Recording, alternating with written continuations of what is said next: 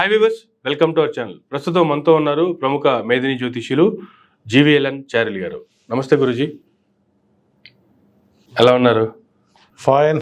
ఆంధ్రప్రదేశ్ రాష్ట్రానికి సంబంధించి లేటెస్ట్గా జరుగుతున్న పరిణామాల మీద మాట్లాడుకుంటే, షర్మిల గారు ఏపీ పిసిసి అధ్యక్షురాలిగా వచ్చిన తర్వాత ఆవిడ చేస్తున్నటువంటి కామెంట్స్ ఫ్యామిలీకి డ్యామేజ్ చేసేలా ఉన్నాయా, లేదు పార్టీ ఉన్నటువంటి పొజిషన్ని కొంచెం హైప్ తీసుకొచ్చేలా ఉన్నాయా?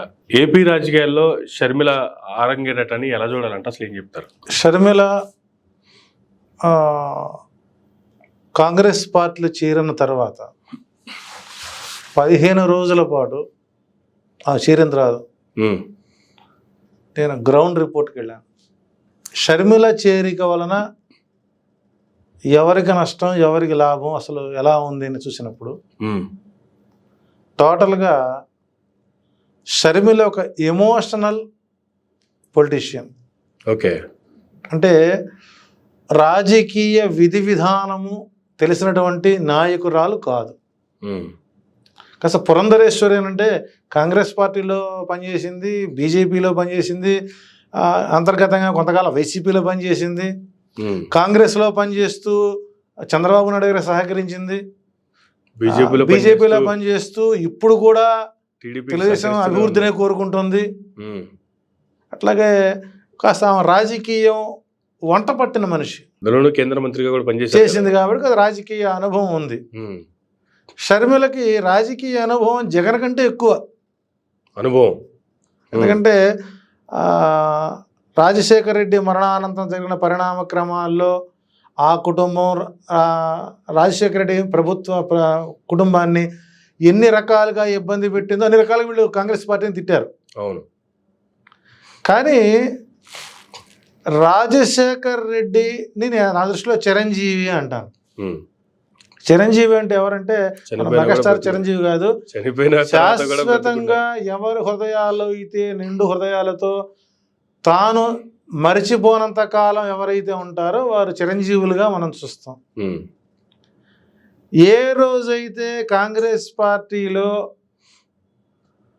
రాహుల్ గాంధీ సమక్షంలో కాంగ్రెస్ పార్టీకి హస్తంగతురాలయ్యిందో, ఎప్పుడైతే ఆ భస్మాసుర హస్తాన్ని శిరస్సున పెట్టుకొని తల వంచిందో అదే రోజు రాజశేఖర రెడ్డి గారికి మరణించినటువంటి రోజు అని నేను ధైర్యంగా చెప్పగలుగుతాను.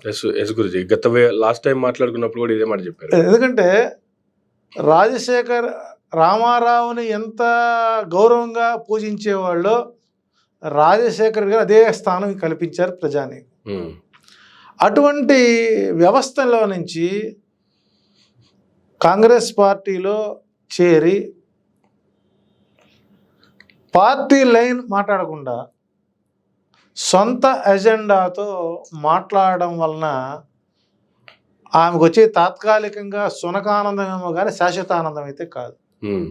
ఎందుకంటే నువ్వు సంస్థాగతంగా మాట్లాడచ్చు, నీ పార్టీ కేంద్రాన్ని నీ పార్టీ నీకు ఏ లైన్ అప్ ఇచ్చిందో ఆ లైన్లో మాట్లాడు, తప్పులేదు. అంతే తప్ప కుటుంబ వ్యక్తిగత విషయాలు మొత్తాన్ని కూడా నీవు నిండు సభలో మాట్లాడుతున్నటువంటిది అది నీ పైశాచిక ఆనందాన్ని ఇస్తుంది తప్ప శాశ్వత ఆనందాన్ని ఇవ్వదు.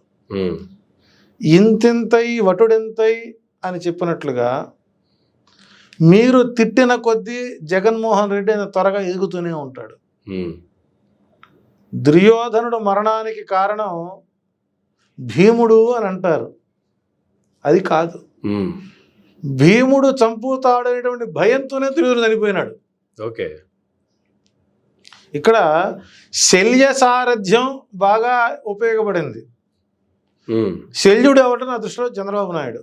ఓకే, ఎవరికి ఏం కావాలో, ఎవరికి ఏ బలహీనతలు ఉన్నాయో, ఎవరికి ఏ అవసరాలు ఉన్నాయో వారిని ఎప్పుడు ఎక్కడ ఎలా ఉపయోగించాలనేటువంటి ఆయన ప్రొఫెషనల్ సపరేట్ యూనిక్ స్కూల్ అయింది. అందులో ఆయన ప్యూన్, హెడ్ మాస్టర్, ప్రిన్సిపల్ మొత్తం ఆయనే. కాబట్టి కాంగ్రెస్ పార్టీలో షర్మిల చేరడానికి కర్త కర్మ క్రియ చంద్రబాబు అంటారా? మొత్తం చంద్రబాబు నాయుడు గారు. ఎందుకంటే తెలంగాణలో కాంగ్రెస్ పార్టీతో పొత్తు పెట్టుకోవడం, 2018లో కేసీఆర్ ప్రభుత్వానికి వ్యతిరేకంగా కాంగ్రెస్ జతగడటం, ఇవన్నీ ఆయన ఆడేటువంటి వికృత చేష్టలు ఇవన్నీ. ఓకే. సో కాంగ్రెస్ పార్టీ కుటుంబ విచ్ఛిన్నాలు చేయడంలోనూ, కుటుంబాలని విడదీయడంలోనూ, వాళ్ళగా గొడవలు పెట్టి పైశాచిక ఆనందం పొందడంలో అత్యున్నతమైనటువంటి గొప్పతనం వ్యక్తుడు కాంగ్రెస్ పార్టీ అధిష్టానం. ఓకే. కాబట్టి ఇక్కడ ఆ స్కూల్ నుంచి వచ్చినప్పుడు చంద్రబాబు నాయుడు చంద్రగిరిలో కాంగ్రెస్ పార్టీలో ఓడిపోయినప్పుడు తర్వాత ఆయన వ్యూహం మార్చుకుని టీడీపీ వైపుకి వచ్చాడు. అట్లా ఇక్కడ ఒక సమర్థవంతమైన రాజును ఎదుర్కోవడం కోసం అసమర్థులైన సామంత రాజులు బలంగా తయారై సమర్థుడైన రాజును ఎదుర్కోవడానికి ప్రయత్నిస్తారని చెప్పినటువంటి చాణక్య నీతిని చంద్రబాబు గారు బాగా వంట పట్టించుకొని, ఎవరికి ఎక్కడ ఏ బలహీనత ఆ బలహీనత కనుక్కొని ఆ బలహీనతపై దెబ్బ కొడుతూ చేసేటువంటి ఒక వికృత రాజకీయ క్రీడలో రేపు పొద్దున రాబోయే 3 నెలల్లో బలి పశువు అయ్యేటువంటి ప్రధాన వ్యక్తి ఎవరైనా ఉన్నారంటే ఒక షర్మిల మాత్రమే, స్ట్రాటజికల్గా చెప్పాలంటే. ఓకే. కారణం ఏంటంటే ఈ రోజున మీడియా షర్మిలని హైప్ చేస్తున్నారు. ఈవెన్ పవన్ కళ్యాణ్, లోకేష్, చంద్రబాబు కూడా సైడ్ అయిపోయారు చెప్పాలంటే. అంటే ఇక్కడ ఏంటంటే జస్ట్ బ్రేక్ అనమాట. ఇక్కడ జగన్మోహన్ రెడ్డిని ఎవరు తిడతారు? ఇప్పుడు సపోజ్ నరసింహాచార్యులు అనే వ్యక్తి జగన్మోహన్ రెడ్డి పిచ్చి తిడితే నాకు మంచి హైప్ వస్తుందండి ఈ రోజున. కానీ ఇక్కడ నేను ఏ పార్టీకి సంబంధించిన వ్యక్తిని కాదు, పబ్లిక్ అనలిస్ట్ని. అన్ని పార్టీల గురించి నేను మాట్లాడుతూనే ఉంటా. అంటే అందరి పార్టీ జగన్ చూస్తున్నా కాబట్టి ఇప్పుడు నేను చెప్పేది ఒక వ్యక్తిగత అంశం తప్ప మరొకటి కాదు. అందులో నేను జాతగా చూశాను కాబట్టి వాళ్ళ యాసిచుడు ఎలా చెబుతున్నాను. తెలుగుదేశం జనసేన అభ్యర్థుల ఖరారు పూర్తయ్యే వరకు మీడియాకు మేత కావాలి. ఆ మేత వేసేటువంటి వ్యక్తి ఎవరంటే షర్మిల. సో షర్మిలను ఎప్పుడు వాడతారంటే నోటిఫికేషన్ వచ్చే వరకు, క్యాండిడేట్ల సర్దుబాటు అయ్యే వరకు ఈవెన్ ఉపయోగించుకుంటారు. ఓకే. ఈ ఉపయోగించుకొని అభ్యర్థుల ప్రకటన అయిపోయిన తర్వాత షర్మిలది రోజు మొత్తం మీద ఒక 5 నిమిషాలు 10 నిమిషాలు వేస్తారు. ఓకే. అది కూడా జగన్మోహన్ రెడ్డి తిడితే. ఇక్కడ గతంలో పవన్ కళ్యాణ్ చేసిన వారాహి యాత్ర, తర్వాత యువగళం యాత్ర, రా కదిలిరా ఒకటి, ఇదేం కర్మ అనేదానికి, బాధుడు అనేదానికి ప్రజలు కాస్త అలవాటు పడ్డారు. కాబట్టి ఆ అలవాటు నుంచి కొంత బయటపడటానికి కాంగ్రెస్ పార్టీ యొక్క ప్రోత్సాహంతో ఈమె చేత ఏ పాదయాత్ర, ఏ బస్సు యాత్ర, ఏ మోకాల యాత్ర చేయించి ఆ ప్రచారం మొదలు పెడుతుంది. ఈలోపు కొంతకాలం సద్దుమణుగుతారు, కొంత రాజకీయం కొంత మార్పులు జరుగుతాయి. ఆ మార్పులు జరిగే వరకు షర్మిలని మీడియా, సోషల్ మీడియా, కొన్ని వర్గాల మీడియాలు మొత్తం ఆమెను సపోర్ట్ చేస్తుంది. ఆ తర్వాత అన్నా చెల్లెల మధ్య కాస్త హైప్ క్రియేట్ చేసి పచ్చగడ్డేస్తే బొగ్గుమనేట్టుగా చేసి చివరికి వాళ్ళ కుటుంబాన్ని నడి రోడ్డులో పడేసిన తర్వాత కానీ వీళ్ళు ప్రచారాస్త్రాలు మొదలుపెట్టరు.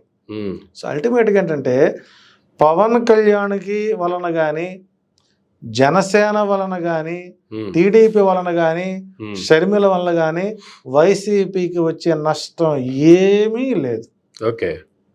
ఓ రకంగా చెప్పాలంటే చివరి తెలిసేది ఏంటంటే షర్మిలని ప్రోత్సహించి మనం ఆస్తం మన నెత్తిన పెట్టుకున్నాం అని ఫీల్ అయ్యే మొదటి వ్యక్తి ఎవరైనా ఉన్నారంటే గెస్ట్ చంద్రబాబు నాయుడు. ముందు పెట్టిన చంద్రబాబే, తర్వాత ఫీల్ అయిన చంద్రబాబు నాయుడు. సో కాబట్టి దీనివల్ల అయితే ఇక్కడ జగన్మోహన్ రెడ్డి గారు కూడా చాలా స్ట్రాటజికల్గా మాట్లాడుతున్నాడు. ఎక్కడా కూడా అమ్మాయిని ఒక విమర్శ చేయడం కానీ, ఆ అమ్మాయి గురించి మాట్లాడతాం. ఎందుకంటే నువ్వు రాజకీయ పరంగా ఎన్ని మాటలైనా మాట్లాడు, వ్యక్తిగతంగా కుటుంబ పరంగా మీరు ఎప్పుడైతే జగన్మోహన్ రెడ్డి మీద దాడి చేయాలనుకుంటారో అది ఆమెకు ప్రతిదాడిగానే మారుతుంది. చూడండి, ఇప్పుడు రోజా గారు మాట్లాడినా, వెల్లంపల్లి శ్రీనివాస్ గారు మాట్లాడినా, భరత్ మాట్లాడినా, లేకపోతే అనిల్ యాదవ్ మాట్లాడినా వాళ్ళు పార్టీ లైనప్లోనే మాట్లాడితే తప్పితే వ్యక్తిగత ఎక్కడ మాట్లాడలేదు. షర్మిల కూడా ఓ రకంగా చెప్పాలి అంటే ఇదే షర్మిలకి కనుక సోదర వాత్సల్యంతో గనక ఆ అమ్మాయికి ఎంపీ పదవో ఎమ్మెల్యే పదవో లేదా లోకేష్ బాబు మాదిరిగా బ్యాక్ డోర్న ఎమ్మెల్సీ ఇచ్చి మినిస్టర్ ఇచ్చినట్టయితే ఈరోజు వైఎస్ఆర్సీపీ పార్టీ కనుమరిగిపోయేది. ఓకే. ఎందుకంటే రాజశేఖర్ రెడ్డి గారి యొక్క పట్టుదలలో 1కి 3 పుణికిపుచ్చుకున్న అమ్మాయి షర్మిల. కానీ అన్నంటే అపురూపమైనటువంటి ప్రేమ అభిమానులకు నాకు అంతవరకు ఇప్పటికీ నేను ఒప్పుకుంటాను. కానీ ఈ వెనకున్నటువంటి భర్త ప్రోత్సాహం ఓకే నాకు ఇప్పటికీ కూడాను. రాజశేఖర్ రెడ్డి గారు ముఖ్యమంత్రి అయిన తర్వాత సినిమా ఈవెంట్లకు కానీ అకేషన్స్కి కానీ ఎక్కువ అనిల్ బ్రదర్ పోస్టర్స్ మనకు బాగా కనపడుతుండే. ఓకే. అంటే వీళ్ళు ఊహించింది ఏంటంటే వీళ్ళు 1 సంవత్సరం క్రితం నుంచే జగన్మోహన్ రెడ్డి మీద ఇటు పక్క పథకం ప్రకారమే అతను దుష్ప్రచారం చేస్తున్నారు ఇంటర్నల్గా. ఓకే. ఎప్పుడైతే హోటల్ రూమ్స్లో కూర్చోబెట్టి ఈ పాస్టర్స్ని ఎస్సీ ఎస్టీ నాయకులు పిలిచి మీటింగ్ పెట్టి మేము సపరేట్ రాజకీయ పార్టీ పెడుతున్నాము, జగన్మోహన్ రెడ్డి పట్టించుకోవట్లేదు, ఎస్సీ ఎస్టీకి అన్యాయం చేస్తున్నారని వీళ్ళు కొంతకాలం పాటు విజయవాడలో సభలు పెట్టి కొంతకాలం తిరిగారు. అప్పటి నుంచి ఈమెను కాంగ్రెస్ పార్టీ పంపించాలంటే ఒక బీజం పడింది. ఓకే. నేను ఇప్పటికీ చెబుతున్నాను, వైఎస్ జగన్మోహన్ రెడ్డి ఆంధ్రప్రదేశ్లో ముఖ్యమంత్రిగా ప్రమాణ స్వీకారం చేస్తున్నప్పుడు పబ్లిక్లో ఉన్న మాట ఏంటంటే మత మార్పిడి ఎక్కువ అవుతుంది, అనిల్ బ్రదర్ పాత్ర ఎక్కువ అవుతుందని ప్రచారం చేశారు అదే ప్రతిపక్ష నాయకులు.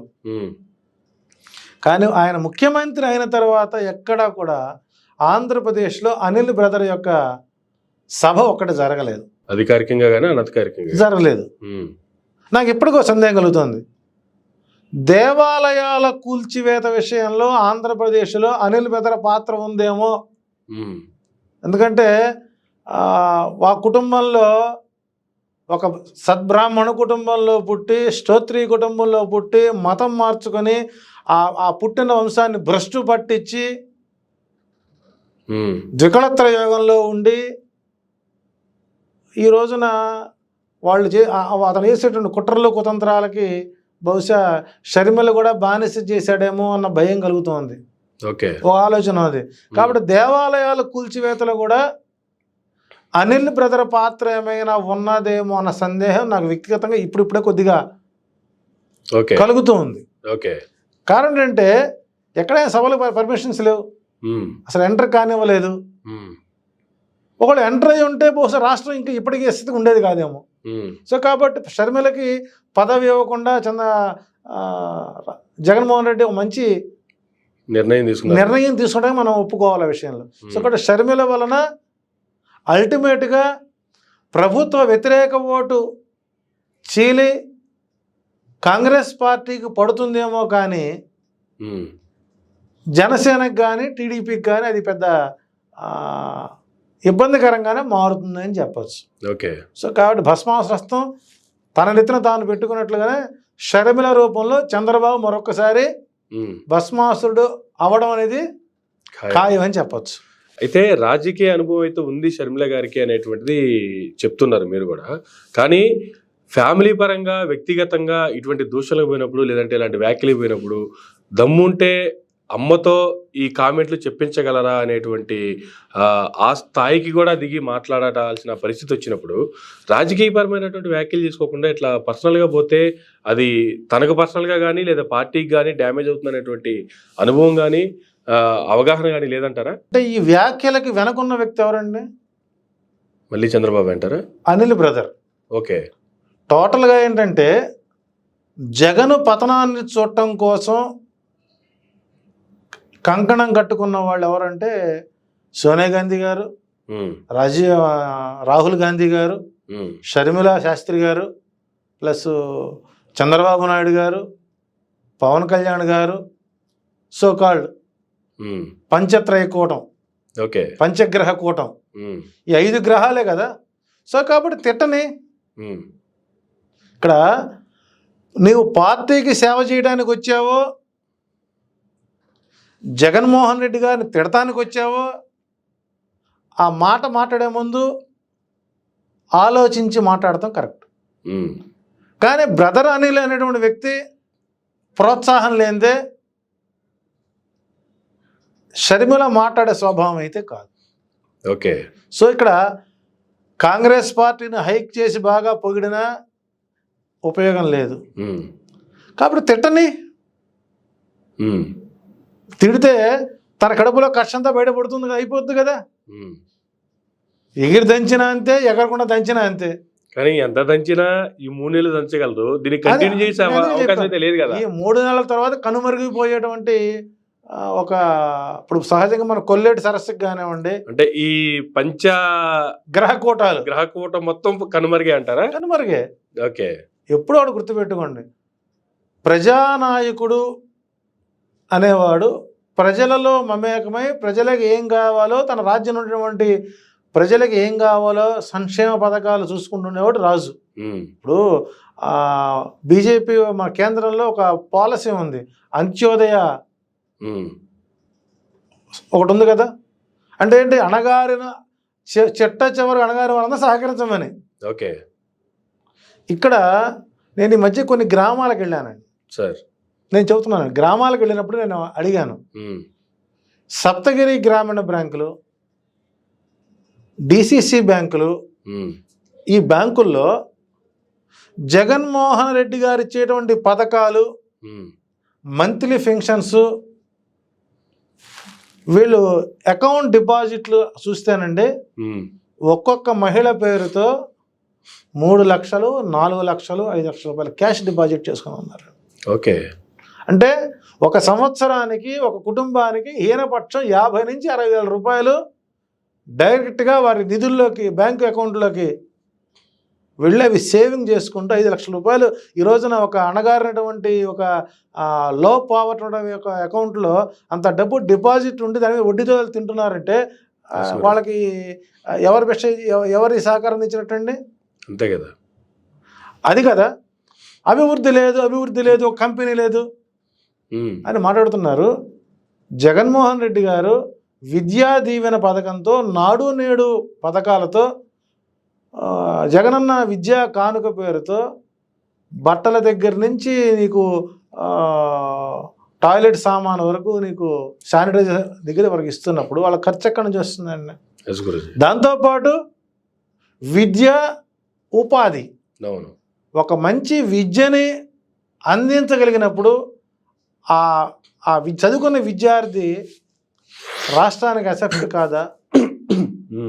ఈ రోజున ఐఏఎస్, ఐపీఎస్ వాజీలో కానివ్వండి, లేదా ఈ మధ్య అకాడమీలు పెరిగినాయంటే అందరూ చదువుకునే పిల్లలు ఎక్కడి నుంచి వచ్చిన పిల్లలండి?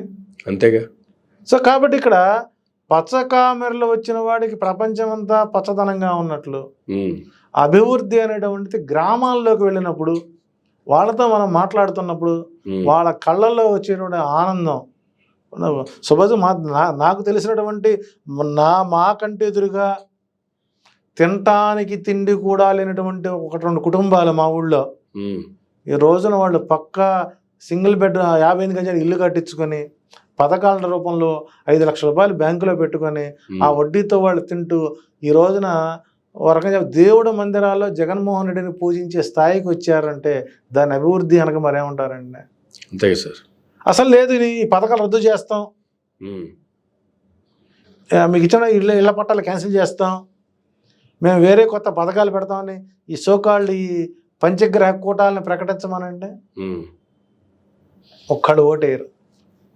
ఇదే వ్యక్తులు మళ్ళీ ఈ పథకాలు మేము కొనసాగిస్తాం, అద్భుతంగా ఇస్తాం అని అనేటువంటి స్థాయికి ఈ పథకాలు వాళ్ళు సమర్థించినట్లే కదా.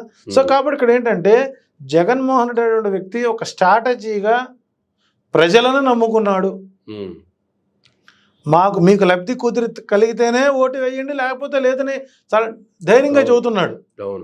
అట్లా ఈ 40 సంవత్సరాల రాజకీయ చరిత్రలో 14 సంవత్సరాల ముఖ్యమంత్రిగా నేను ఈ పని చేశాక నాకు ఓటు వేయండి అనేటటువంటి ధైర్యం చంద్రబాబు గారికి ఉందా అంటే అది ఇప్పుడు లేక, సభలు పెట్టే దేనికంటే వీళ్ళ నోటి దోళ్ళని అందరూ వినడం కోసం డబ్బులు ఇచ్చి పిలిచి డప్పు వేయించుకున్న పరిస్థితుల్లో ఈ రోజున తిరువురు సభ కానీ, అరకు సభ కానీ, ఈ మధ్య తూర్పు జరిగినటువంటి సభలు కానివ్వండి, పబ్లిక్ ఎక్కడి నుంచి వస్తారండి వాళ్ళకి?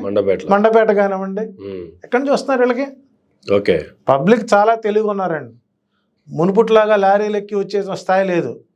గుడివాడ సభలో నేను ప్రత్యక్షంగా గుడివాడ సభ ప్రాంతంలో నేను ఉన్నప్పుడు సభా ప్రాంగణం 3 గంటలకు పబ్లిక్ ఎవరు లేరండి. ఓకే. ఆ రోడ్లో ఉన్నట్టు స్లమ్ ఏరియాస్లో ఇళ్ళమ్మడే తిరిగి 300 రూపాయలు డబ్బులు ఇచ్చి ఆటోల్లో ఎక్కించినట్టు విజువల్స్ దగ్గర ఉన్నాయండి. నేను తీసా ప్రత్యక్షంగా. ఓకే. నా మొబైల్ క్యామ్లో నుంచి సుమారు 10 నుంచి 15 బజార్లు. ఓకే. ఇంటికి బయటికి పిలవడం, 300 ఇవ్వడం, ఆ చేతిలో వాటర్ బాటిల్ మందు బాటిల్ పెడతాం, జీపే ఆటో ఎక్కించడం, సభ దగ్గర వదలటం. ఓకే. కాబట్టి ఇక్కడ డబ్బులు ఇచ్చి సభకు పిలిపించుకోవడం, డబ్బులు ఇచ్చి షేక్ హ్యాండ్లు తీసుకోవడం. ఎందుకంటే నేను ఆయన లోకేష్ వారి యొక్క పాత్రను ఫాలో అయ్యాను. నేను దండేసినోడికి ఇంత, షేక్ హ్యాండ్ ఇస్తే ఇంత, కర్ర మోస్తే ఇంత చూస్తున్నాం మనం. కాబట్టి ఇక్కడ మునుపట్లాగా ప్రజలు రాజకీయ నాయకుల కంటే మితిమీరినటువంటి జ్ఞానోదయం వాళ్ళకి బాగా కలిగింది. ఎవరికి ఓటు వేయాలో, ఎప్పుడు వేయాలో వారి సమాధానం వారు ఓట్ల రూపంలో చెబుతున్నారు. ఓకే.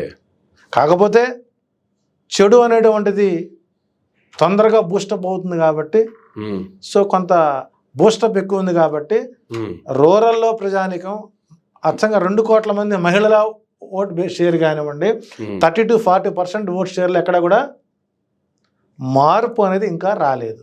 ఓకే. సో వైసీపీకి 40% షేర్ పక్కగా ఉంది.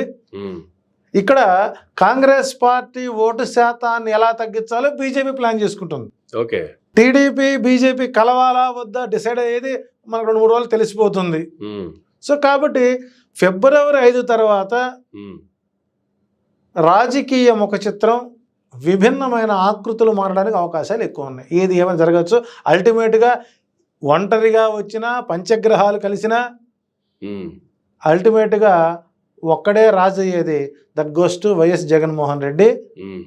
April-May 1st వీక్లో ఆయన ప్రమాణ స్వీకారానికి సిద్ధంగా ఉంటాడు. పవన్ కళ్యాణ్ గారు చేస్తున్నటువంటి కామెంట్లు, రీసెంట్గా ఆయన కార్యకర్తల మీటింగ్లో అమరావతిలో రిపబ్లిక్ డే రోజున ఆయన చేసినటువంటి కామెంట్లు, చంద్రబాబు గారు పొత్తు ధర్మం పాటించలేదు, పొత్తులో ఉండి వాళ్ళకి ఓన్గా వాళ్ళు 2 స్థానాలు పొత్తు ధర్మాన్ని పాటించకుండా వాళ్ళు అనౌన్స్ చేశారు కాబట్టి నేను కూడా నా ధర్మాన్ని నేను నిర్వహిస్తా, అలా అటువంటి ప్రజలు నాకు ఉంటుంది, నా కార్యకర్తల దగ్గర నుంచి నాకు ఉంటుందని గతంలో ఆయన చేసిన కామెంట్లు కూడా కార్యకర్తల్ని ఆల్మోస్ట్ క్షమాపణ అడిగినట్లే చేశారు. అంటే ఇప్పుడు టీడీపీ నుంచి జనసేన విడిపోబోతుంది అనే దానికి సంకేతాలు ఇవి. అసలు ఎలా చూడాలి? అసలు పొత్తులు ఎవరెవరు పొత్తులు పెట్టుకునే అవకాశం ఉంది? పవన్ కళ్యాణ్ వ్యాఖ్యలు దేనికి కారణం అంటే ఏం చెప్తారు? అసలు ధర్మం గురించి వీళ్ళిద్దరూ మాట్లాడుతున్నటువంటి ధర్మానికి అవమానం. ఇద్దరు మీన్స్ చంద్రబాబు నాయుడు గారు, పవన్ కళ్యాణ్ గారు. అసలు ధర్మం అనేటువంటి పదాలకి అబ్రివేషన్ తెలియని వాడు వీళ్ళిద్దరు. ఓకే. వీళ్ళు ధర్మం గురించి మాట్లాడితే పబ్లిక్ వినాలి, ఓహో ఆహో అని మీరు చప్పట్లు కొట్టాలి. అంటే ఇక్కడ ఈ రోజున చంద్రబాబు నాయుడు గారి సభలు జరిగినటువంటి కదలిరా సభలకి అత్యంత ప్రజానీకాన్ని పూలింగ్ చేసినటువంటి వ్యక్తులు ఎవరన్నా ఉన్నారంటే అతను ఓపెన్గా చెప్పాలంటే జనసేన కార్యకర్తలు. జనసేన కార్యకర్తలే తెలుగుదేశం సభలకి ఆయువు పట్టుగా మారాయి. ఇది జగమెరిగిన సత్యం. ఎందుకంటే టీడీపీ కార్యకర్తలు జనసేన జెండాలు ఎక్కువ కనబడుతున్నాయి ఇక్కడ. రెండోది, ఎవరికి వారే యమునా తీరే అన్నట్టుగా ఉన్నారు. అంటే పుత్రోత్సాహము నాడు పొందుర సుమతి అని వాక్యం. పుత్రోత్సాహం కోసం ఈయన,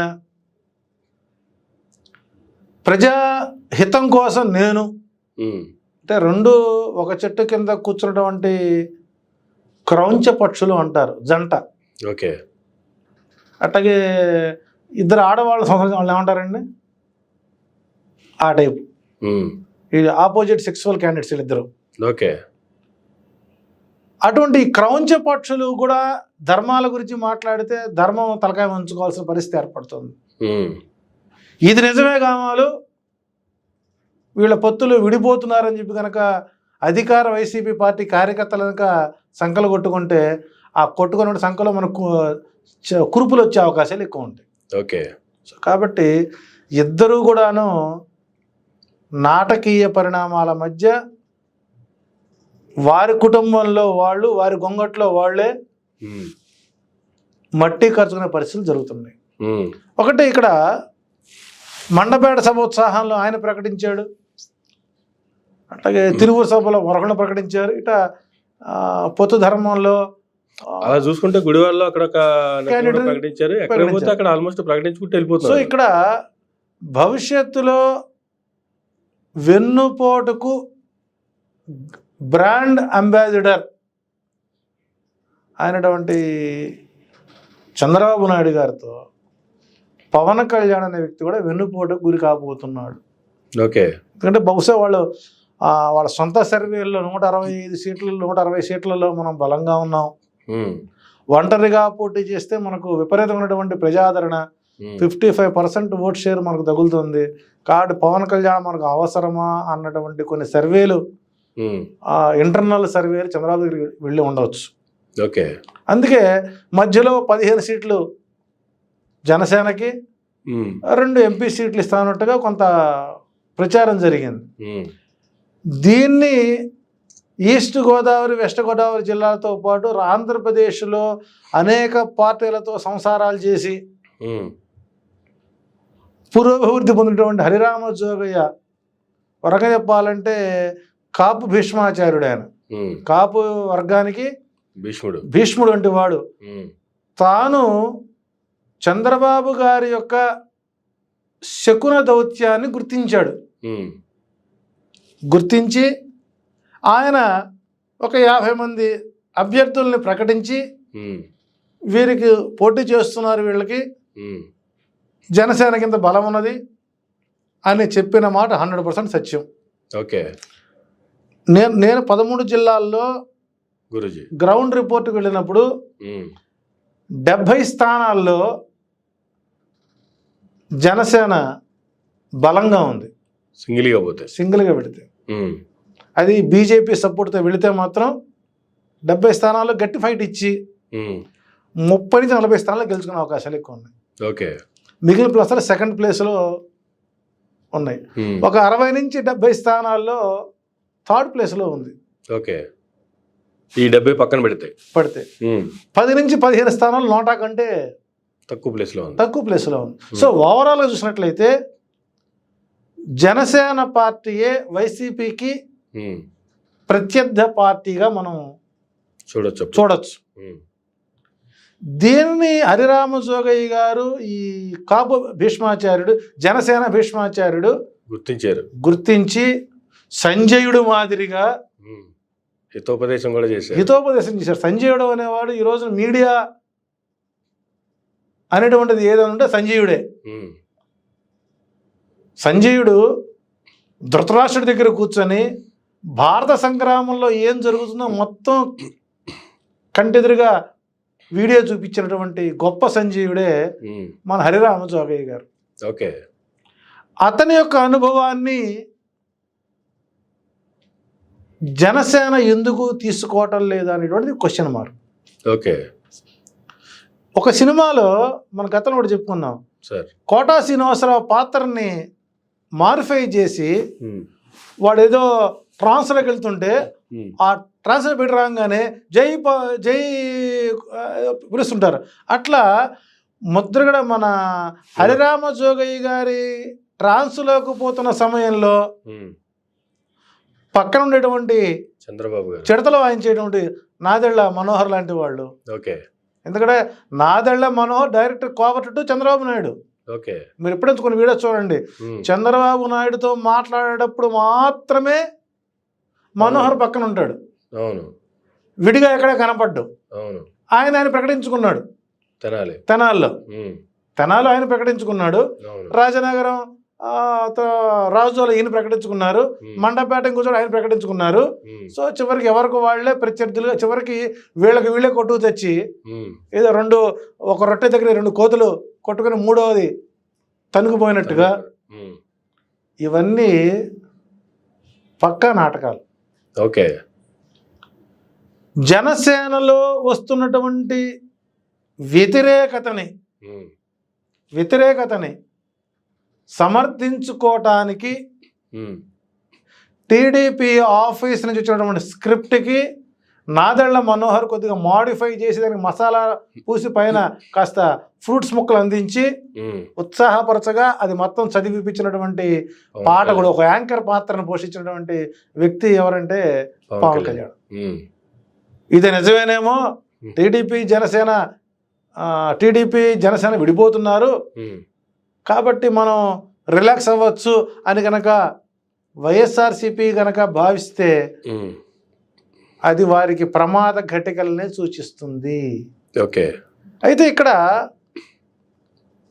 టీడీపీ జనసేన మధ్య బీజేపీ ఒక వింత మాయా నాటకాన్ని ఆడుతున్నటువంటి అంశాలు కనపడుతున్నాయి. ఓకే. ఎందుకంటే వ్యూహాత్మకంగా బీజేపీ నుంచి చిరంజీవి గారికి పద్మవిభూషణ్ ఇవ్వడం, చావదచ్చిపోయినటువంటి ఇంకా ఎక్కడో కొసమెరుపులాగా పార్టీలో అంటిపడినటువంటి వెంకయ్యనాయుడు గారికి పద్మవిభూషణ్ ఇవ్వడం, ఇక నెక్స్ట్ వాళ్ళకి ఇవ్వాల్సిన వాళ్ళిద్దరికి నెక్స్ట్ ఇయర్ ఇంకా భారతరత్న ఇచ్చారనుకోండి, ఇంకా పదవులు ఇంకా అవార్డులు ఏం లేవు. అంటే ఇక్కడ పద్మవిభూషణ్కి ఇద్దరు అర్హులే. అపారమైన రాజకీయ అనుభవం, సకల భాష కౌశల్యం ఉన్న వ్యక్తి వెంకయ్యనాయుడు గారు. వారికి బీజేపీ వారికి ఆయనకి ప్రతి క్షణం ఆయనకి అనుచితమైనటువంటి సముచిత స్థానాలు కల్పించారు. అలాగే కళా రంగంలోనూ ఈ సర్వీస్కి చిరంజీవి గారికి ఇవ్వడం అటువంటిది వారికి సముచిత స్థానం ఇచ్చారు. కానీ దీని వెనక నాకు ఒక రాజకీయ వ్యూహం కనబడింది. ఎందుకంటే ఇప్పటికిప్పుడు జనసేనతో టీడీపీ వెళ్ళి వాళ్ళతో బీజేపీ కలిసి భంగపాటు పడే కంటే బీజేపీ టీడీపీ కలిసిన, టీడీపీ జనసేన కలిసిన, లేదా చంద్రబాబు నాయుడు ఫైనల్గా కాంగ్రెస్తో కలిసిన, ఇక ప్రపంచంలో అన్ని పార్టీలతో కాపురేసిన వ్యక్తి ఇక చివరికి చేయాల్సింది ఏదంటే ఇక వైసీపీతోనే కలవాలి ఆయన. రాబోయేటువంటి రోజుల్లో చంద్రబాబు నాయుడు వైసీపీ వైపు కూడా చూసే అవకాశాలు వస్తాయి. ఎమ్మెల్యే కోసమా? అంతే. 2034లో జూనియర్ ఎన్టీఆర్ రాజకీయ పార్టీ ఆవిష్కరణ జరుగుతుంది. ఓకే. ఆయన జాతకం ప్రకారం సపరేట్ పార్టీ జరుగుతుంది. అప్పుడు చంద్రబాబు నాయుడు ఎవరితో కలుస్తాడు? పోయి అన్ని పార్టీలు అయిపోయినాయి, అందరితో కాపురాలు అయిపోయినాయి, ఇక మిగిలింది వైసీపీ పార్టీ. బాబు ఒక పక్క కూర్చుంటాను, అవకాశం ఇవ్వండి, మా అబ్బాయి కొద్దిగా ఎమ్మెల్సీ ఇవ్వండి, రావచ్చు, తప్పులేదు అందులో. కానీ ఈ పద్మవిభూషణ్ అవార్డుల వెనక రాజకీయ దురుద్దేశం లేనట్టుగా ఉన్నట్టుగా ఒక మేఘ పొర అనేటువంటిది కనపడింది నాకు నిన్న జరిగినటువంటి ఇష్యూస్లో. కానీ పవన్ కళ్యాణ్ అయితే ఒక కామెంట్ కూడా చేశారు, దేశవ్యాప్తంగా ఎవరెవరైతే ఇటువంటి వ్యక్తులు ఉన్నారో అందరినీ వెతికి సామాన్యులకి ఇటువంటి అవార్డులు ఇవ్వడం, పద్మ అవార్డులు ఇవ్వడం అనేది ఒక మోదీ ప్రభుత్వానికి చెల్లింది. మోదీ గారు ఇప్పుడు అందరికీ ప్రధాని కావచ్చు, ఆయన నాకు ఎప్పుడో ప్రధాని, నేను గతంలోనే ఆయన ప్రధానమంత్రిగా ఊహించుకున్నాను, నాకు ఎప్పటి నుంచో మోదీ గారితో ప్రధానమంత్రి సాన్నిహిత్యం ఉంది అనేటువంటి కామెంట్లు కూడా చేశారు. ప్రధానమంత్రి కాకముందు, అసలు ఆయన రాజకీయాల్లోకి రాకముందు హృషికేశ్ స్వామి దయానంద ఆశ్రమంలో మాతో పాటు ఆయన హర్ష విద్య నేర్చుకున్నటువంటి నా కో స్టూడెంట్ మోడీ గారు. ఓకే. హృషికేశ్ దయానంద సరస్వతి ఆశ్రమం గురు రుణం తీర్చుకున్న వ్యక్తి ఎవరంటే మోడీ. ఎందుకంటే ఆయన ప్రధానమంత్రి అయిన తర్వాత వారి గురువుకి పద్మవిభూషణ్ అవార్డు సత్కరించుకున్నాడు. ఓకే. కాబట్టి ప్రధానమంత్రి అందరికీ తెలుసు, నేనెవరైనా తెలియాలని అవసరం లేదు. అంతేగా. కాబట్టి ఈ పవన్ కళ్యాణ్ గారు ఆటిన్ రాజు మాటలు మాట్లాడకూడదు. మనకు 3 పేక మొక్కలు ఉంటాయి, ఆటిన్ రాజు, డైమండ్ రాజు, కళావర్ రాజు, ఇస్పేట్ రాజు. ఓకే. డైమండ్ రాజు ఎవరంటే మోడీ. ఓకే. కలవని రాజు ఎవరన్నా ఉన్నాడు అంటే చంద్రబాబు నాయుడు. ఏంటి ఆర్టిన్ రాజు అందరికి లవ్ సింబల్స్ పంపించేవాడు ఎవడు అంటే పవన్ కళ్యాణ్ గారు. కాబట్టి ఇక్కడ ఈ ఆర్టిన్ రాజు మాటలు ఆడకూడదండి. నాకు అని చెప్పాడు, నాకు చెవిలో చెప్పారు, ఇంటెలిజెన్స్ వచ్చి ఆడవాళ్ళు అమ్మేస్తున్నారని, ఇవన్నీ అనవసరమైన మాటలే. ఇక్కడ ఏ రాజకీయ పార్టీ అయినా సరే భవిష్యత్తులో ఏ వ్యక్తుల వల్ల ఎలాంటి ఇబ్బందులు కలగకుండా వారికి సముచిత స్థానాలు ఇచ్చి వారిని లొంగ తీసుకోవడం అనేటువంటిది ప్రతి జాతీయ పార్టీ చేసేటువంటి పనులే. మరి అదే ఒకప్పుడు నంది అవార్డులు ఇచ్చారు, కానీ నంది అవార్డులు ఇచ్చినా పద్మ అవార్డులు ఇచ్చినా కేంద్రాన్ని సిఫార్సు చేయాల్సింది అయితే రాష్ట్ర ప్రభుత్వాలేనా, లేదు కేంద్రమే డైరెక్ట్ గా వాళ్ళే చేసుకుని తీసుకుంటారా? జాతీయంగా వచ్చి వాళ్ళ నిర్ణయం అది. కానీ లిస్ట్ అయితే రాష్ట్రం నుంచి వెళ్లాల్సిందే కదా. కానీ రాష్ట్ర ప్రభుత్వం లిస్ట్ అవుట్ చేసిన దాంట్లో మెగాస్టార్ గా చిరంజీవి గారు ఉంటేనే కదా ఫైనల్ చేశారు. అవును. కానీ రాష్ట్ర ప్రభుత్వానికి ఎక్కడ ఒక్క మాట కూడా, ఇటు చిరంజీవి గారు సైతం కూడా రాష్ట్ర ప్రభుత్వానికి ఎక్కడ ఒక మాట కూడా, ఒక థ్యాంక్స్ కూడా లేకుండా అభిమానులకు చెప్పారు, బీజేపీకి చెప్పారు. ఇప్పుడు ఆయన ఏ స్టేట్ నుంచి ఎంక్వైరీ చేశారు? ఆంధ్రప్రదేశ్ అని ఇచ్చారు కదా క్లియర్ గా. ఇక్కడ కాంగ్రెస్ ప్రభుత్వం నడుస్తుంది, సో వాళ్ళు సంప్రదించరు. అటు జగన్మోహన్ రెడ్డి ఇచ్చిన జగన్మోహన్ రెడ్డికి చిరంజీవికి మంచి లైనప్ ఉంది. ఆ కుటుంబంలో చిరంజీవి గారికి ఇప్పుడు కూడా జగన్మోహన్ చిరంజీవిని దేశంలో ఏ రాష్ట్రం నుంచి చిరంజీవికి పద్మవిభూషణ్ ఇచ్చారు అంటే పక్కన రాష్ట్రం దగ్గర ఆంధ్రప్రదేశ్ రాష్ట్రం మెన్షన్ ఇచ్చారు. ఆంధ్రప్రదేశ్ రాష్ట్రం మెన్షన్ చేసినప్పుడు ఆంధ్రప్రదేశ్ రాష్ట్రం నుంచి ఒక లిస్ట్ అవుట్ చేసి పంపిస్తేనే కదా దాంట్లో చేయాలి. పంపించే ఉంటారు అనుకుంటున్నాను. పంపించినప్పుడు దాంట్లో జగన్మోహన్ రెడ్డి గారి పాత్ర ఉందనే కదా. 100% ఉంది. కానీ ఒక్క మాట అయినా థ్యాంక్స్ టు జగన్మోహన్ రెడ్డి లేదు ఆంధ్రప్రదేశ్ రాష్ట్రం చెప్పాల్సిన బాధ్యత లేదా? ఇక్కడ జగన్మోహన్ రెడ్డి అని పలికేటువంటి దమ్ము, ధైర్యం, ఏదో ఆవేశంలో జగన్ అనే పదం అంటున్నాడు కానివ్వండి, ఇదే కోతని తాడేపల్లి కాంపెస్ ఆఫీస్కి వెళ్ళి కుయ్యమనండి. అంటే ఇక్కడ ఈ ఊరు నుంచి ఆ ఊరంతో, ఆ ఊరు నుంచి ఈ ఊరంతే. అంతే కదా. ఫస్ట్ ఆయన కెలికింది మీరు, ఆయన రెచ్చగొట్టింది మీరు, ప్యాలెస్ పిల్లని ప్యాలెస్ కుక్కని మాట్లాడింది మీరు. మీకు దమ్ముతుండి ప్యాలెస్లు కట్టుకోండి. నీకు ఒక సినిమాకి మీరు 5 కోట్లు 6 కోట్లు 50 కోట్లు 100 కోట్లు తీసుకుంటూ ఉండాలి, ఎందుకు కట్టుకోకూడదు మీరు? ఇక్కడ రాజకీయ అసూయ, ఎదుటివాడు బాగుపడకూడదు, మనం బాగుపడమని పర్లేదు, ఎదుటివాడు బాగుపడకూడదు. కాబట్టి చిరంజీవి పద్మ విభూషణ్ అవార్డు వచ్చిందంటే the credit goes to Jaganmohan Reddy ఒకటి.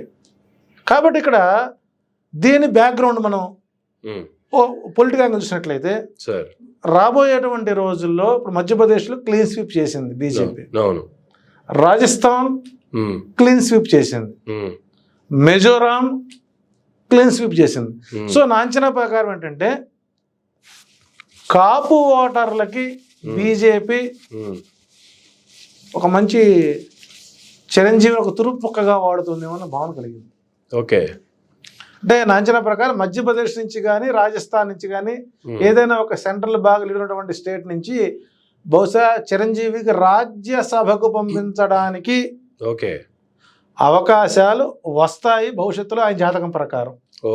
ఇంకా చెప్పాలంటే 2024 ఎలక్షన్ అయిన తర్వాత భవిష్యత్తులో అతనికి రాజ్యసభతో పాటు ఒక మంచి కేంద్ర పదవి కూడా, సహాయ శాఖ మంత్రి ఎక్కడైనా సరే గతంలో చేసే అనుభవం ఉంది కాబట్టి ఇచ్చి కాపు వర్గాన్ని బీజేపీ వైపు తిప్పుకోవడానికి వేసినటువంటి ఒక గాలంలా భావించవచ్చు. ఓకే. రెండోది, ఎంతైనా చింత తెచ్చినా పులుపు జావదు కాబట్టి మరలా ఈ వెంకయ్యనాయుడు గారి యొక్క ప్రోద్బలం ప్రభావం చేత మళ్ళీ టీడీపీ నుంచి ఏదైనా ఉత్తర ప్రత్యుత జరిపి కొంత క్లమ్జీ వాతావరణం ఏర్పరుస్తాడేమో అన్నటువంటి ఉద్దేశంతో ఆయనకు అలా ఇచ్చి గౌరవంగా కూర్చోబెట్టి ఉండొచ్చు. ఓకే. ఈ రెండు కంటే మరొక అజ్ఞాత వ్యక్తి ఇంకో ఆయన ఉన్నాడు. అంటే ఏ రాజకీయ పార్టీ కూడా, ప్రతి రాజకీయ పార్టీ ఆయన్ని 100% వాడుకోవడం. నాకు పలానా వ్యక్తి అని తడుతుంది మీరు చెప్తుంటే. ఏంటి? ముద్రగడ పద్మనాభం గారి గురించి మాట్లాడుతున్నారా? పద్మనాభం గారు ఓకే. పాప ఆయన ఏ పార్టీకి వెళ్ళినా ఆయన సైనికుడిగా పనిచేస్తాడు, వద్దన్న సలహాలు ఇస్తాడు, గుర్ర చించుకుని పని చేస్తాడు. చివరికి ఆయన్ని గదిలో పెట్టి కొడతారు. గత ప్రభుత్వంలో ప్రత్యక్షంగా చూసాం ఇవన్నీ కూడా. కానీ ఈ మధ్య లాస్ట్ మంత్ పరిణామ క్రమాల్లో జనసేనకు టచ్కి వెళ్ళినట్టు, అవును, కొన్ని వార్తలు వచ్చాయి. దానికి టీడీపీ అంగీకరించకపోవడం, జనసేనలో రావడం సిద్ధంగా ఉన్నాడు. దానికి వితౌట్ టీడీపీ జనసేన పోతే వితౌట్ పోతే టీడీపీలో జనసేనలోకి ముద్రగడ కనుక పద్మనాభ ఎంటర్ అయ్యాడంటే అల్టిమేట్గా జగన్మోహన్ రెడ్డికి కూడా కొద్దిగా ఇబ్బందికరం ఉంటుంది. ఎందుకంటే ముద్రగడ పద్మనాభానికి ప్రతి నియోజకవర్గంలో సాలిడ్గా 5 నుంచి 10 ఓట్లు వాళ్ళకి ఆయన పర్సనల్ ఓట్స్ ఉంటాయి వాళ్ళకి. ఓకే, ఆయన చెప్తే వేసేవాళ్ళు ఉన్నారు. ఆయన ఏమి అతనుగా సాదాసీదా వ్యక్తి, కృపాచార్యుడు, కాపులకి కృపాచార్యుడు, ఆయన కృపాచార్యుడు. హరిరామజోగయ్య గారు భీష్మాచార్యుడు. దాంతోపాటు తోట త్రిమూర్తులు, తోట వీళ్ళు ద్రోణాచార్యులు లాంటి వాళ్ళు. అశ్వత్థామ మనం చూస్తూనే ఉంటాం. శల్యుడు వచ్చేసరికి చంద్రబాబు నాయుడు గారు ఎక్కడికి పోనేవాడు. అంటే ఇక్కడ ముద్రగడ పద్మనాభం ముందు ఉన్న ఆప్షన్స్ 2. ఒకటి జనసేన బీజేపీ పొత్తులోకి వెళితే టోటల్గా ఆయన జనసేన వైపు వస్తాడు.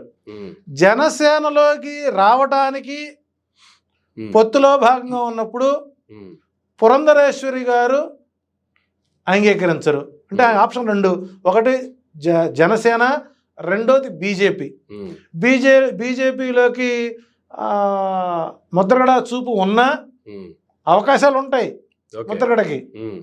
కానీ అక్కడ అడ్డుపడేది ఎవరు? బీజేపీ రాష్ట్ర పాలితమైనటువంటి అభ్యర్థులు పురంధరేశ్వరి. ఆయన ఆడడానికి అంగీకరించదు. ఎందుకంటే మళ్ళీ ఇందులో చేరితే మరిది గారు బావగారు ఆయనకి ఇబ్బంది. ఇప్పుడు పురంధరేశ్వరి గారు బీజేపీ పార్టీలో ఉంటూ చంద్రబాబుకి సపోర్ట్ చేస్తున్నారు. ఇది ఎల్లో కమలాన్ని ఏమంటారు, ఇంగ్లీష్లో ఏమంటారు, చదువుకోలేదు నేను, లోటస్. ఇది ఎల్లో లోటస్ అనమాట ఇది. ఓకే, కాబట్టి ఇక్కడ నికాల్స్ అయినటువంటి బీజేపీ పార్టీ ముద్రగడ పద్మనాభాన్ని ఆహ్వానించవచ్చు. కానీ ఈ ఎల్లో లోటస్ పద్మనాభాన్ని రావడం అంగీకరించదు. సో కాబట్టి భవిష్యత్తులో కాపు వర్గాన్ని బీజేపీ ఓన్ చేసుకోవడం కోసం, అంటే తాత్కాలికంగా భవిష్యత్ దృష్టిలో పెట్టుకొని ద్రోణాచార్య పాత్ర పోషించేటువంటి మోడీ చేసేటువంటి ఒక ఆటలో ఆంధ్రప్రదేశ్లో కాపు వర్గం మొత్తాన్ని ఓన్ చేసుకుని ఏకలవ్యుడిగా పవన్ కళ్యాణ్ పెట్టి, నాయన నీ బొట్టన వెళ్ళి నాకు మిగతా మొత్తం నేను చూసుకుంటానని చెప్పి 2029కి జగన్కి ప్రత్యామ్నాయమైన శక్తిగా పవన్ కళ్యాణ్ తయారు చేయటువంటి ఒక ఆర్మీ, కాపు ఆర్మీని తయారు చేయడంలో బీజేపీ కొంత ఉత్సాహం చూపిస్తుంది అన్న భావం కలుగుతూ, భవిష్యత్తులో చిరంజీవికి రాజ్యసభకు, మధ్యప్రదేశ్ నుంచి రాజ్యసభకు పంపిస్తూ అతనికి సముచిత స్థానం కలిగిస్తూ, ఒకవేళ అలా అనుకుంటే బీజేపీ అటువంటి ప్రయత్నాలు చేస్తున్ననుకుంటే ముద్రగడ పద్మనాభం గారు జనసేనలో ఉంటే ఒకవేళ అది కూడా మరలా పవన్ కళ్యాణ్ గారిని సీఎం అభ్యర్థిగా పెట్టడానికి కూడా, అంటే ఇక్కడ ముద్రగడ పద్మనాభం గారి యాటిట్యూడ్ ఎలా ఉంటుందని, ఆయన సాధించేటువంటి స్వభావం కొద్దిగా ఎక్కువ ఉంటుంది. అంటే చిన్న పిల్లవాళ్ళ వెలిగి కూర్చుంటారు కొన్ని సందర్భాల్లో. తన యొక్క పరువు ప్రతిష్టలకు కానీ తన కాపు వర్గానికి అన్యాయం జరుగుతుంటే అడ్డం తిరిగే మనిషి అతను ఏ పదవిలో ఉన్నా కూడా అతను టాలరేట్ చేయడు. గతంలో మనకు తెలంగాణలో విద్యాసాగరం అని ఉండేవాడు బీజేపీ. ఆయన కూడా ప్రతి చాలా ముక్కుసూటి తెలంగాణ పోతుండేవాడు. చివరికి ఏం సరే ఆయనకు గవర్నర్ పదవి ఇచ్చి అక్కడ దూరంగా పారేశారు. అట్లా ఏదైనా రాష్ట్రానికి ముద్రగడ పద్మనాభాన్ని గవర్నర్గా పంపించేసి చిరంజీవికి సముచిత స్థానం కలిగించి పవన్ కళ్యాణ్ రాజకీయంగా, ఆర్థికంగా బలపరిచి 2029 నాటికి ఈ ఆర్టీన్ రాజుని డైమండ్ రాజుగా మార్చడానికి వాళ్ళు విశ్వ ప్రయత్నం చేస్తున్నారు. ఇది జరగబోయేటువంటి సంఘటనలు ఇవే.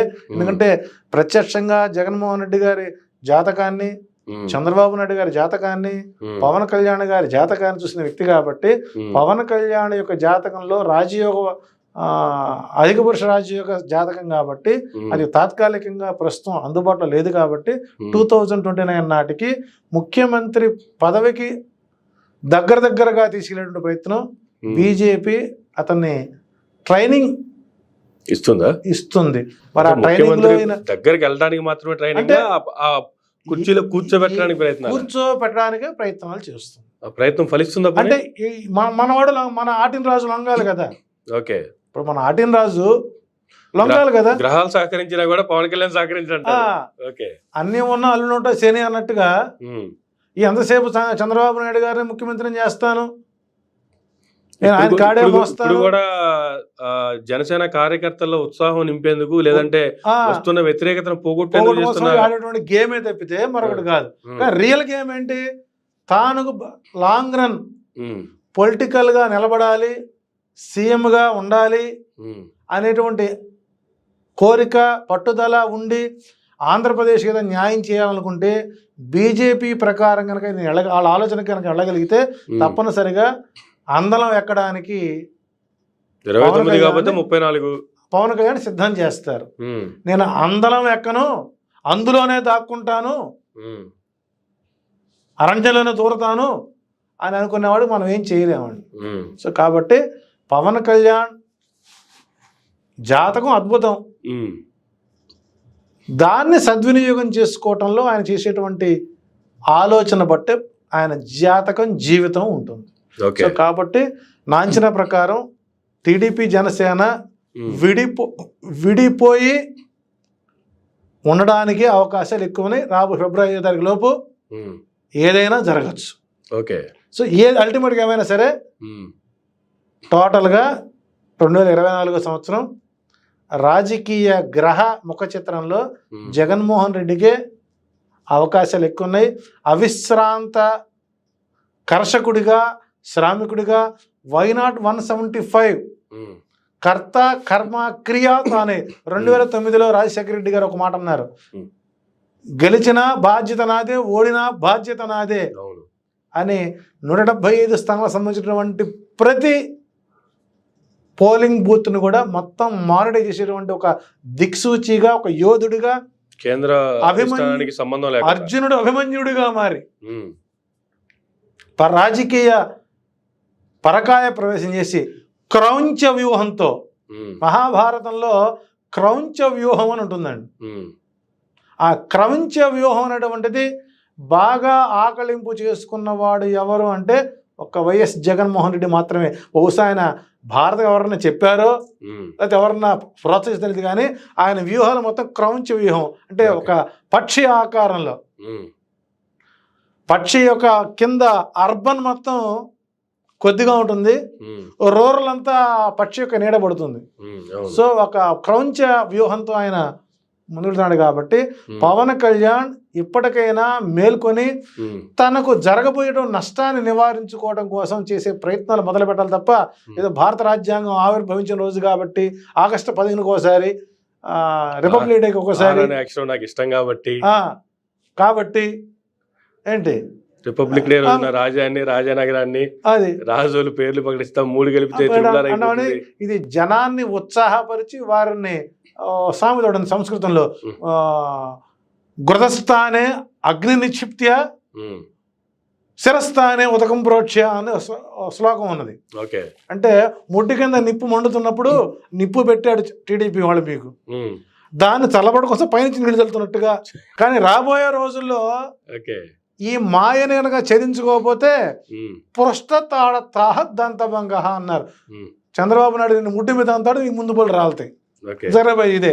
చివరికి ప్లాన్ బి 175 మందిని వెతుక్కునే పని చేసుకోవాల్సిన ఆవశ్యకత పవన్ కళ్యాణ్కి ఎదురు కాబోతున్నది. కాబట్టి ఇక్కడ నిస్తేజంగా, నిర్విరామంగా ఒక ప్లాన్తో చాప కింద నీరులాగా రూరల్ ప్రాంతాల మొత్తాన్ని కవర్ చేసుకుంటూ ఒక 50 మంది క్యాండిడేట్లు మార్చుకుంటూ పూర్తి స్థాయిలో రండి సమరానికి సై అని ఈ రోజున ఒక మంచి అద్భుతమైనటువంటి రాజకీయ మహారాజ ముహూర్త యోగంలో సముద్ర తీర ప్రాంతాల్లో అటించి నరుక్కురా, ఇది కూడా రాజనీతి సూత్రమేనండి. అంటే శ్రీకృష్ణదేవరాయల ఆస్థానంలో తాతాచార్యులు గారి యొక్క వారసుడు నేను, మనవడిని. రాయల వారు రాజ్యాలను గెలవడానికి ఏ అయితే వ్యూహాలు అవలంబించారు అవన్నీ ఆయన మొత్తం ఒక ఫార్మేషన్ డైరీ రాసుకొచ్చారు. ఓకే. ఆ గ్రంథం ఉమ్. నా దగ్గర ఉన్నది. ఓకే. అందుకని నేను ఎక్కువ పదాలు ఉపయోగిస్తుంటాను. ఎస్ గురుజీ. సో కాబట్టి ఇక్కడ జగన్మోహన్ రెడ్డి సమరానికి సై ఆయన అంటున్నాడు. అనాల్సింది ఎవరు? ప్రతిపక్షాలు. నీకెంతవరకు క్యాండిడేట్లను సెలెక్ట్ చేసుకోలేదు, నీ సంబంధం అక్రమమా సక్రమమా లేదు తెలియదు, ఈ పొత్తు ఉంటుందో లేదో తెలియదు. కాబట్టి ఈ 13 ముక్కల ఆటలో జోకర్ ఎవరో, లైఫ్ ఎవరిదో, ఎక్స్టెన్షన్ కోసం ఆస్తులు అమ్ముకునేది వాళ్ళు ఎవరో. అంటే ఎక్స్టెన్షన్ కోసం అంటే ముందుగా పదవులు ఇస్తామని చెప్పేసి, సీట్లు ఇస్తామని చెప్పి డబ్బులకి ఇచ్చుకున్నారే. ఓకే. ఎవరు? రంగారావు లాంటి వాళ్ళు, ఎవరు? మన రాయపాటి రంగారావు లాంటి వాళ్ళు, ఆస్తులు పోగొట్టుకున్నటువంటి ధర్మరాజు లాంటి, కేసినేని నాని లాంటి వాళ్ళు, వీళ్ళందరూ ఈ 13 ముక్కల ఆటలో ఎక్స్టెన్షన్ కోసం ఆస్తులు అమ్ముకున్నటువంటి నాయకులు అంటే వీళ్ళందరూ. ఓకే. వాళ్ళ లైఫ్ రాదు, 2-3 జోకర్లు ఉంటాయి, లైఫ్ వస్తున్న మొక్కలు ఆగుతూనే ఉంటాడు, చివరికి లైఫ్ రాగా కౌంట్ పడిపోయి చివరికి ఆస్తులు అమ్ముకునే పరిస్థితి వస్తుంది. సో కాబట్టి ఒక పక్కనేమో సెకండ్ క్యాడర్కి ఏమో డబ్బులకో సీట్లు అమ్మేస్తున్నారు, పొత్తు ధర్మంలో సీట్లు అమ్మేస్తున్నారు. ఎవడు సుట్టుకు ఇస్తే వాడికి పదవి రెడీ. ఓకే. తీసుకున్నాడు చివరిదాకా ఇస్తాడని గ్యారంటీ లేదు. సో ముందు సమీకరణలు, పుండె నింపుకోవడానికి ప్రయత్నాలు. ఈ మధ్య చంద్రబాబు గారు భిక్షాటనకి వెళ్ళారు. ఒకప్పుడు సన్యాసులు వాళ్ళ ఆశ్రమాల నిర్మాణం చేసుకోవడం కోసం, ఆధ్యాత్మిక ప్రపంచాన్ని కాపాడుకోవడం కోసం ఇళ్ల దగ్గర భిక్షెత్తుకునేవాళ్ళు. ఇప్పుడు పార్టీలు నడుపుకోవడానికి భిక్షెత్తుకునే పరిస్థితికి వచ్చింది. కానీ 40 సంవత్సరాలు ఇండస్ట్రీ అని చెప్పుకున్నటువంటి టీడీపీకి కూడా ఇప్పుడు చంద్రబాబు గారు అమెరికా వెళ్ళి భిక్షం చేయాల్సినంత అవసరం ఉందంటారా? అంటే ఇది కూడా రాజకీయ ఎత్తుగడే. గెలుస్తామో గెలవమో అనవసరం, మనం ఉన్నదాన్ని ఎందుకు పోగొట్టుకోవాలి? అంటే ఇక్కడ ఏదో ఒక స్వామి చెప్పినట్టుగా సొంత కార్యం స్వకార్యం, స్వామి కార్యం స్వకార్యం అన్నట్టుగా జరుగుతుంది. ఉదాహరణకి అమరావతి ఉద్యమం అండి. అమరావతి ఉద్యమం స్వచ్ఛందంగా ఉత్పన్నమైనటువంటి ఉద్యమం అది. స్టార్టింగ్లో అందులో బాబు గారి రాజకీయం అందులోకి చొప్పించబడి ఉద్యమం కోసం ఆయన జోలెబట్టి అందరి దగ్గర సాయంత్రం వేసినటువంటి ఆ ప్లాటినం గాజులు మళ్ళీ తిరిగి వ్యవస్థకు వస్తూ, రాజా నిర్మాణం కోసం బంగారపు ఇటుకరాళ్లకు భిక్షం ఎత్తి గ్రామాలంబడి తిరిగి, మరి కొన్ని ఛానల్స్ కూడా వసూలు చేశాయి. రాజధాని నేను 5 లక్షలు కూడా ఇచ్చా అప్పుడు మాకు తెలియక నాకు. ఓకే. అది ఒక పిచ్చి అప్పుడు. రాజధాని ఇటుకలకు 5 లక్షలు ఇచ్చాను నేను కూడా. ఓకే. నేను బాధ్యత ఉండే రకం చెప్పాలంటే ఆ డబ్బులు ఏమైనా లెక్క చెప్పరు. సో ఇవన్నీ కూడా ఏంటంటే అమరావతి రైతుల యొక్క దీక్ష స్వచ్ఛమైనది. దాంట్లో స్వచ్ఛమైన పాలల్లో విషబిందువు మోసి చివరికి వాళ్ళు ఒంటరి చేసి వాళ్ళకు వచ్చిన డబ్బును పార్టీ ఆఫీస్ తరలించుకునే ఉద్దేశంతో వెళ్ళినప్పుడు వాళ్ళు దూరం అయింది. ఓకే. దాదాపు 200 కోట్లు 300 కోట్లు వచ్చింది వాళ్ళకి. నేషనల్ ఫండ్ వచ్చింది. ఓకే.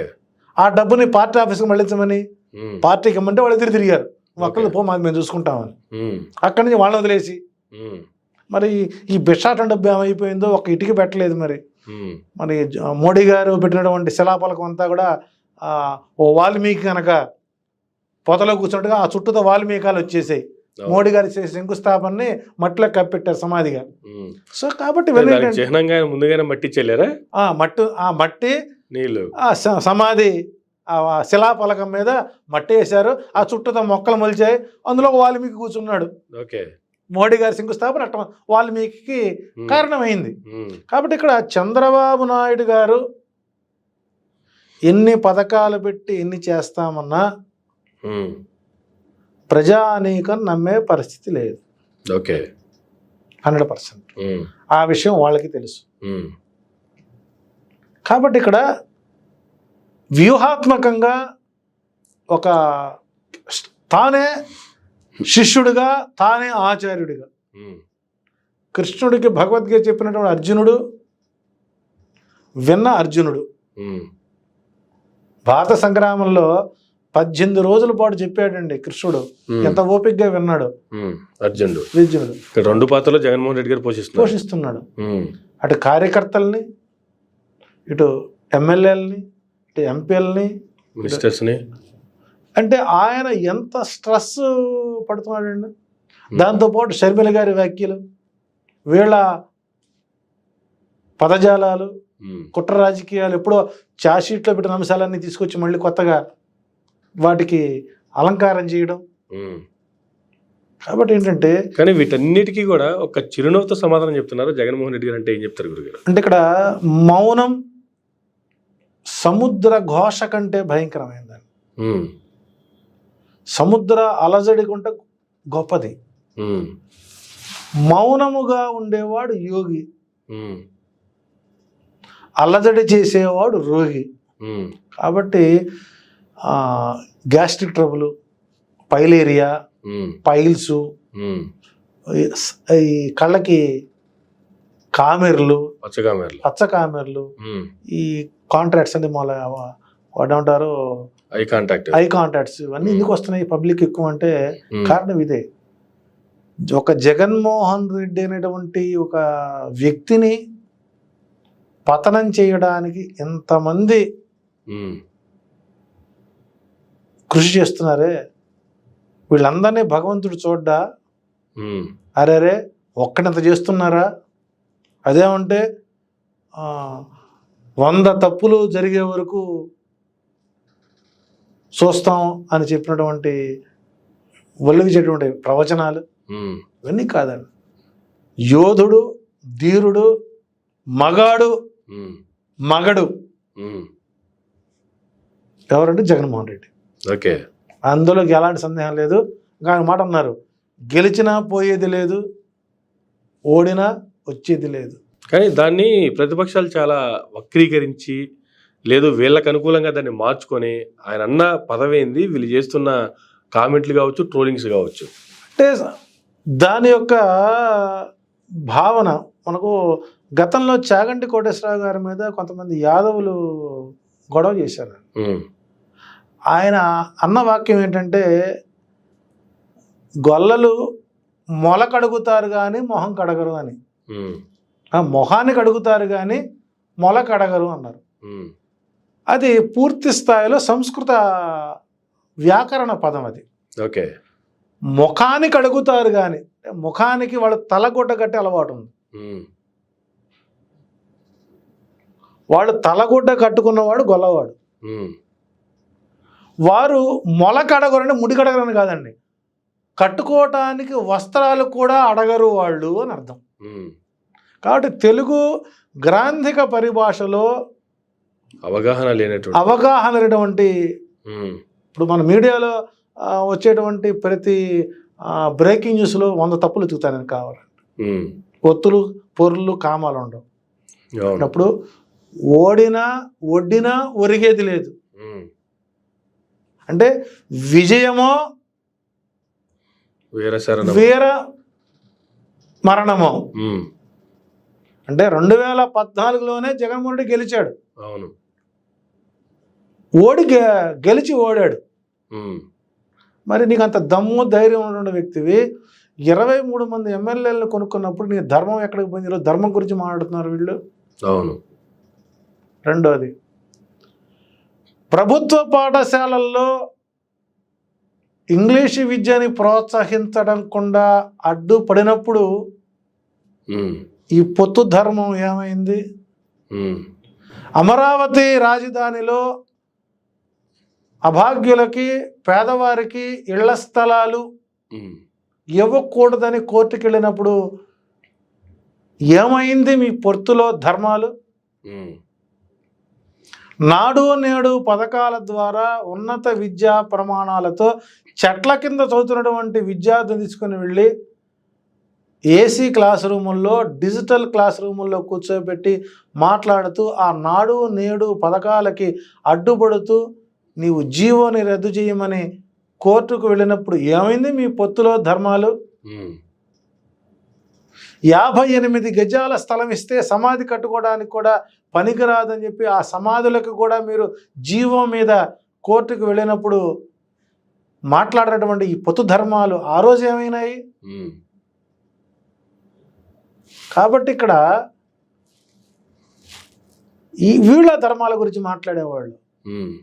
చంద్రబాబు నాయుడు గారి పతనానికి శాపాలు ఏవైతే ఉన్నాయో ఏమంటే ప్రభుత్వము చేసిన ప్రతి జీవోని అడ్డుకట్ట వేస్తూ రాష్ట్రాభివృద్ధిని కలగకుండా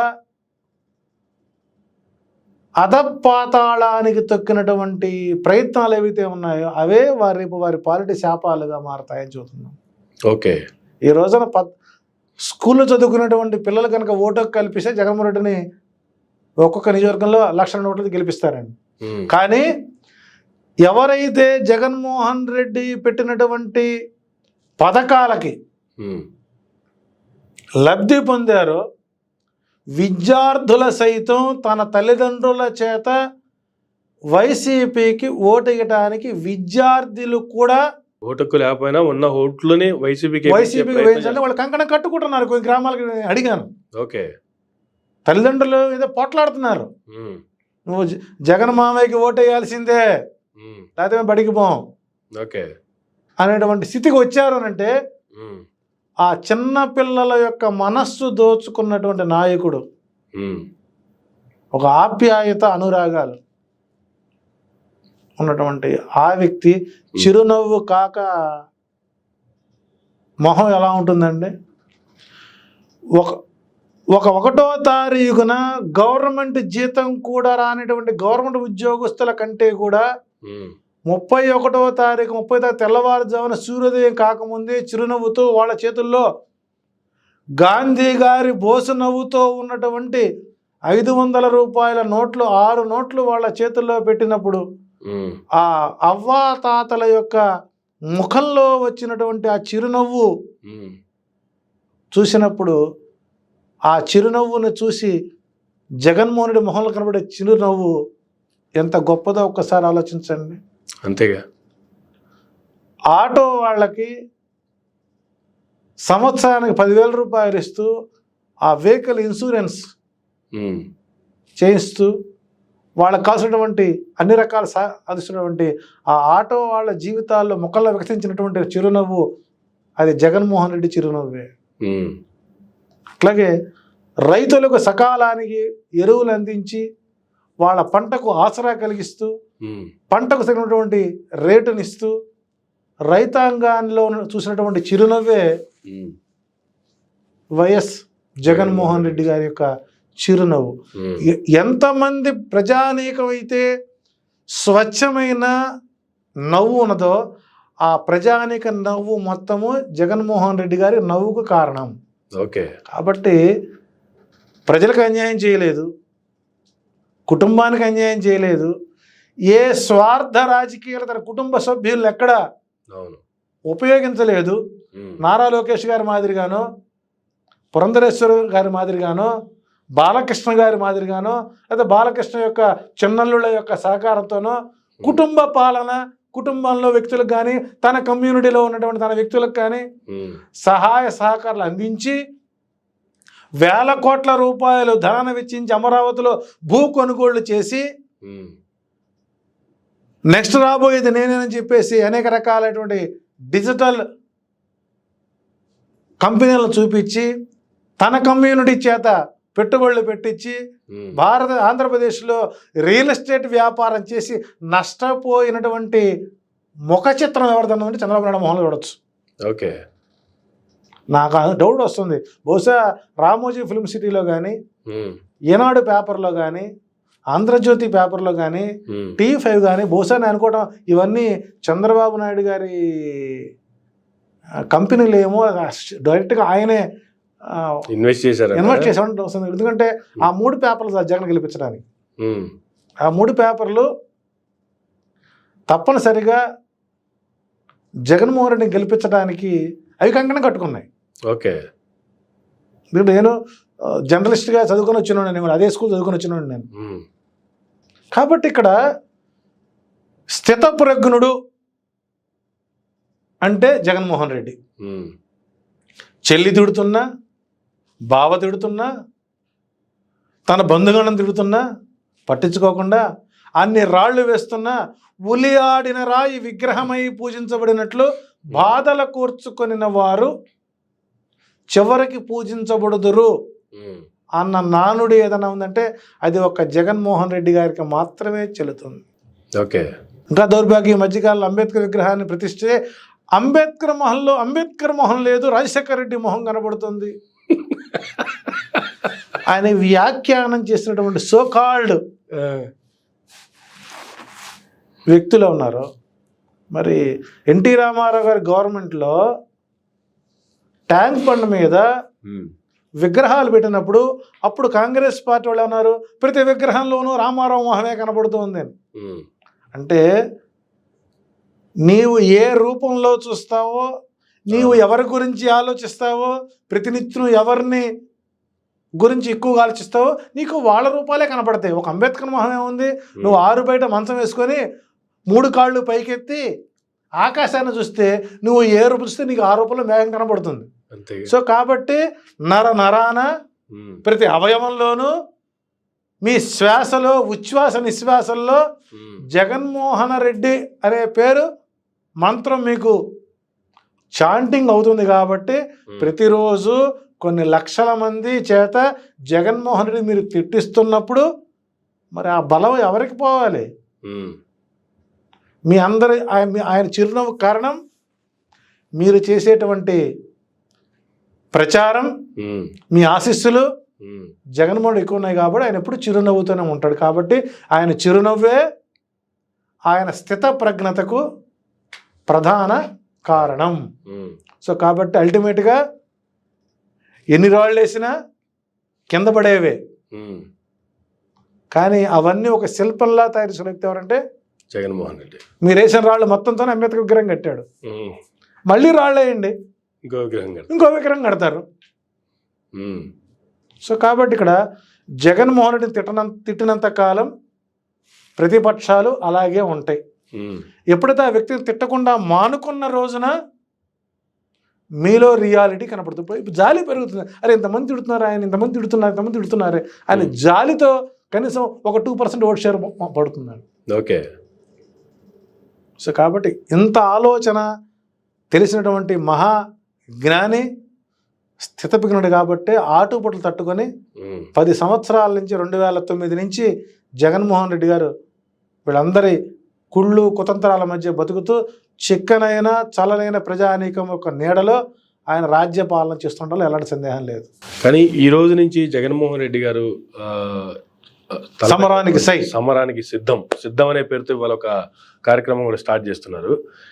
ఈ కార్యక్రమం నుంచే ఎన్నికల సమరానికి శంకరావం పూరించబోతున్నారా? ఇదే 2024 ఎన్నికలకి నాంది కాబోతుందా? 100%.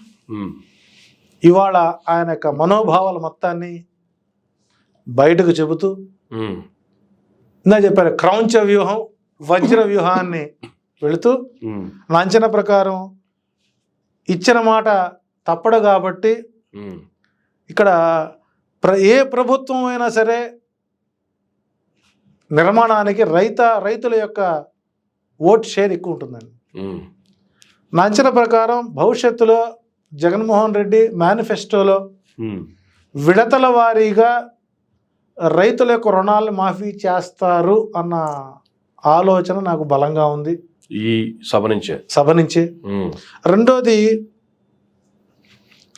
మన మైరా టీవీ ద్వారా మరొక అంశాన్ని గురూజీ కొన్ని చెప్పాల్సిన సూచనలు ఇవ్వాల్సిన అవసరం అంటే, కొంతమంది ఆటో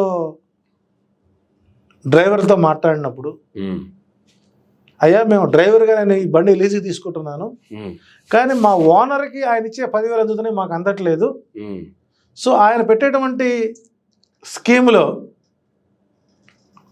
ఆ ఆటో తోలేటువంటి డ్రైవర్కి పథకాన్ని వర్తింపజేస్తే సుమారు ఒక 50 లక్షల ఆటోలు ఉన్నాయి ఆంధ్రప్రదేశ్ మొత్తం మీద, మా ఓట్లు పడతాయండి అని చెప్పినప్పుడు నాకు అనిపించింది సరే, ఇప్పుడు ఓ ఆటో కొనుక్కున్నటువంటి ప్రతి యజమానికి 10,000 పోతాయి, డ్రైవర్కి రావటం లేదు. 10,000 ఉన్నవాడు ఆటో తోలటం లేదు. సో కాబట్టి డ్రైవర్ల యొక్క ఆలోచన కూడా తీసుకోవడం మంచి పరిణామం. కాబట్టి నా అంచనా ప్రకారం భవిష్యత్తులో ఈ మేనిఫెస్టోలో రైతులకు విడతల వారీగా రుణమాఫీ చేస్తూ ఏ జిల్లాలో తాను మళ్ళా ముఖ్యమంత్రి అయితే ఏ కంపెనీస్ని తీసుకొస్తాను అనేది 13 జిల్లాల అభివృద్ధి పథంలోకి తీసుకెళ్ళటానికి ఈరోజు ఆయన ఒక ప్రణాళిక సిద్ధం చేసుకున్నాడేమో అన్న సందేహం కలుగుతుంది. అది అలా ఆ వాయిస్ వస్తుందని ఆశిద్దాం. Thank you Guruji, thank you very much అండి. ఇదండి జీవీఎల్ఎన్ ఆచార్య గారు ఇచ్చినటువంటి వివరణ. ఇది నాటి ఇంటర్వ్యూ. మరొక ఇంటర్వ్యూలో మళ్ళీ కలుద్దాం. చూస్తూనే ఉండండి మైరా మీడియా.